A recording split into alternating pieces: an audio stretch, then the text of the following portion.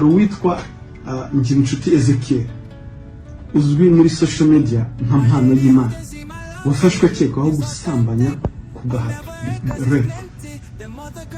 Uyu rero uyu Mpanoyimana yikwazwe muri social media ubundi ni Inshuti Ezekiel nawe imbuga nkoranyambaga ziramufata yerekana ngo ukuntu akora amafaranga bagafata audio bakagenda bakaziditinga barangiza bakaploadinga bagashyiraho nimero noneho abantu bakirwa bahamagara ngo barashaka ubukire ubwo ngubwo bakavuga ati urashaka ubukire uzaze nguha amafaranga ariko uzaze witwaje ayo wifuza ko nzagukubira inshuro 10 inshuro zingana.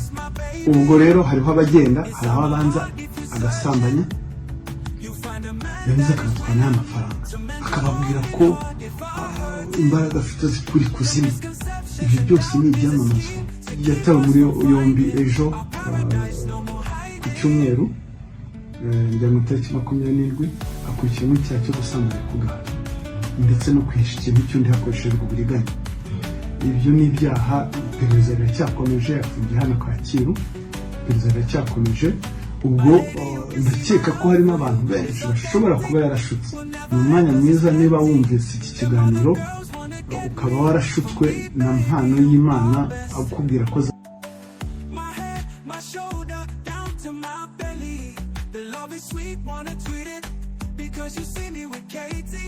it's not enough to leave me.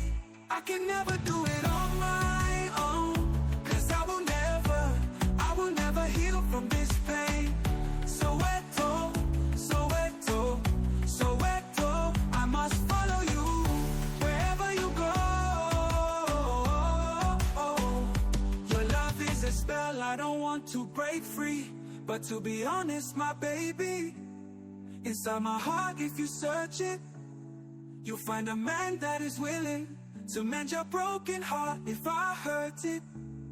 The misconceptions and doubt is a scheme to keep us from finding our paradise, no more hiding.